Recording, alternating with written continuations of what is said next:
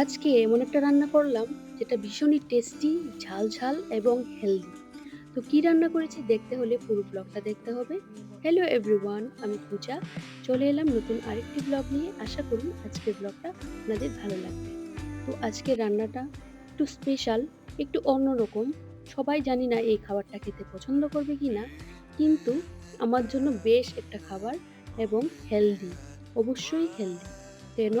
সেদ্ধ and special একটা ভর্তা আছে। এই ভর্তাটা দিয়ে সেদ্ধ খেতে দারুণ লাগে।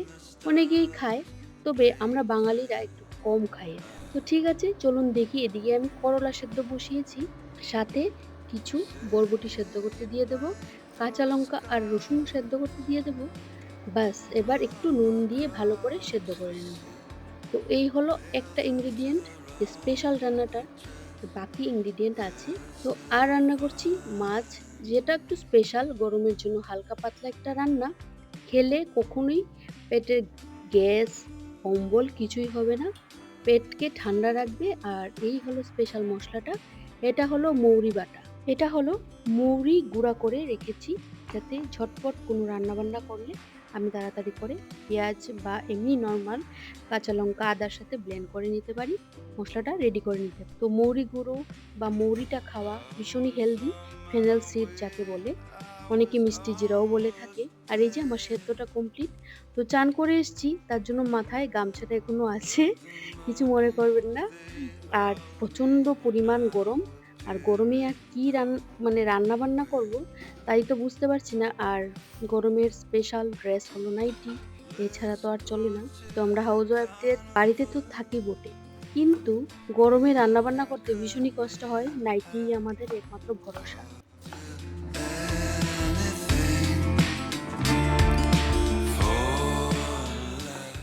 আজকাল ভয়েস দিতেও আমার অনেকটাই কষ্ট হয়। যখনই ভয়েস দিতে বসি, দুনিয়ার যত ডিস্টার্ব চলে আসে, নয়েজ, এগুলি চলে আসে। তো আশা করছি আপনাদের বেশি একটা অসুবিধা হবে না। এদিকে পেঁয়াজ কেটে নিলাম, কাঁচা লঙ্কা আর পেঁয়াজ আর মৌরি গুঁড়াটা দিয়ে মশলাটা রেডি করব মাছের জন্য। আর বড় বড় ডুমু ডুমু ধামসা আলু পিস করে রেখেছি, এটাও একটু ভেজে নেব। তো এদিকে মাছগুলি নুন আর হলুদ মেখে ভেজে নিচ্ছি। খুব বেশি একটা হলুদ দেইনি, আর কিছু ভালো করে মাখাও হই না।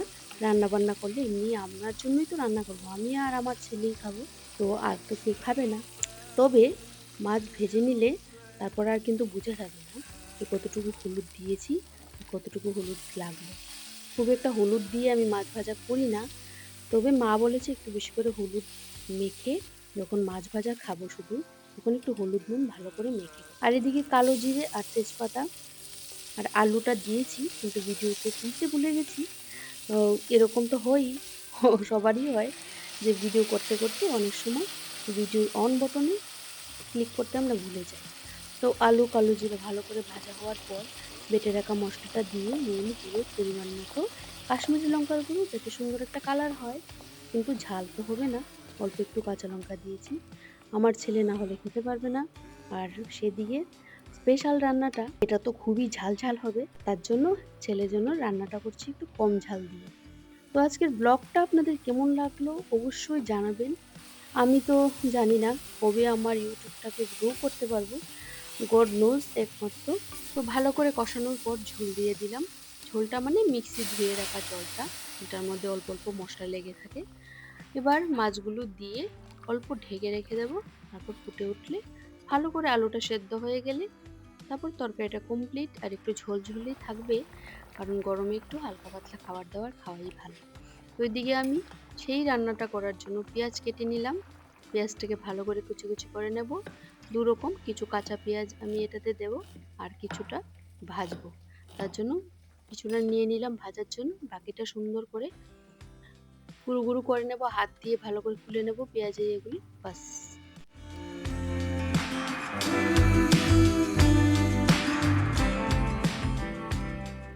তো একটা বাটিতে তুলে নিলাম পেঁয়াজগুলো। এবার ভেজে রাখা রসুন, কাঁচা লঙ্কা আর একটু শুটকি মাছ দিয়েছি। শুটকি মাছ সবাই খেতে পছন্দ করে না, যারা খেতে পছন্দ করে না শুটকি মাছ দেওয়ার কোনো দরকার নেই। এদিকে আমার তরকারিটাও হয়ে গেল, এটা নামিয়ে নিলাম। দেখতে কেমন হয়েছে বলবেন অবশ্যই, আর খেতে ভীষণই টেস্টি হয়। একবার এরকম মৌরি বাটা দিয়ে তরকারি বানিয়ে খেয়ে দেখুন, কালো জিরে ফোড়ন দিয়ে আর পেঁয়াজ আর একটু কাঁচা লঙ্কা পেস্ট করে। মা একটু আদা দেয়, তবে আমার না মাছের তরকারিতে আদা খুব একটা বেশি ভাল লাগে না সবসময়। কিছু কিছু রান্নাতে একটু আদা দিতে হয়, তখন দেই। এদিকে সেই ভেজে রাখা রসুন, কাঁচা লঙ্কা আর শুটকিটা দিয়ে ভালো করে আমার মতো কে কে এরকম চপিং বোর্ডে বেটে নাও বলো তো অবশ্যই। আমি তো যত ফাঁকিবাজি উপায় আছে সবগুলি আমি করি। এরকম চপিং বোর্ডের মধ্যে বেটে নিই। কে আবার শিলনোড়াতে বসে বসে ঘষবে, এত ওজন, তার জন্য খুবই কষ্ট হয় আমার পক্ষে। তো এদিকে কমপ্লিট আমার স্পেশাল ভর্তা, এটা দিয়ে সেদ্ধ খাবো। এই যে দুপুর হয়ে গেল, খাবার দাবার বেড়ে নিচ্ছি। ছেলে ঠাকুর পুজো দিয়ে এসছে, আজকে স্কুলে যায়নি, বাড়িতেই আছে। তো বাড়িতে থাকলে ওকে দিয়ে ঠাকুর পুজোটা আমি দেওয়াই। আর এদিকে আমি রান্না বান্না করে নিলাম, ছেলের জন্য ওর থালটা বেড়ে নিলাম। ও তো বেশি একটা সেদ্ধ খাবার খাবে না, শুধু বরবটি সেদ্ধ দিয়েছি, 1 পিস করলা সেদ্ধ দিয়েছি। চলুন এবার খেয়ে দেখি কেমন হয়। তো এই যে মরিচ ভর্তা, তারপর বরবটি সেদ্ধ, মরিচ ভর্তা বরবটি সেদ্ধ নিয়ে বসলাম। করলা সেদ্ধ আছে। কোন দিকে তাকাচ্ছি আমি জানি না, আমি আমার নিজের দিকে তাকাচ্ছি, সরি। খেয়ে দেখি।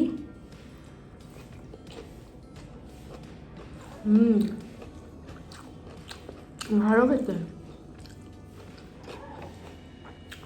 বেগুনটা সেদ্ধ করেছিলাম, যেটা দেখানো হয়নি।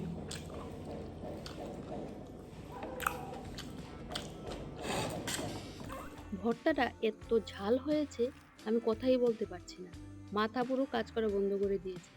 তাকাবো ক্যামেরার দিকে, তাকাচ্ছি নিজের দিকে। তো এই যে এবার ভর্তা আর সেদ্ধ খাবার কমপ্লিট, মাছটা নিয়ে নিলাম। আর এই মাছটা খেতে আমার খুবই খুবই ভালো লাগে। যারা যারা এই মাছের রেসিপিটা ভালো লেগেছে অবশ্যই ট্রাই করে দেখো, তাহলে কিন্তু মিস করবে। আর এদিকে গোপাল ভাট দেখতে দেখতে মা ছেলে খাচ্ছি। কে কে আমাদের মতো গোপাল ভাট দেখে লাঞ্চ করো।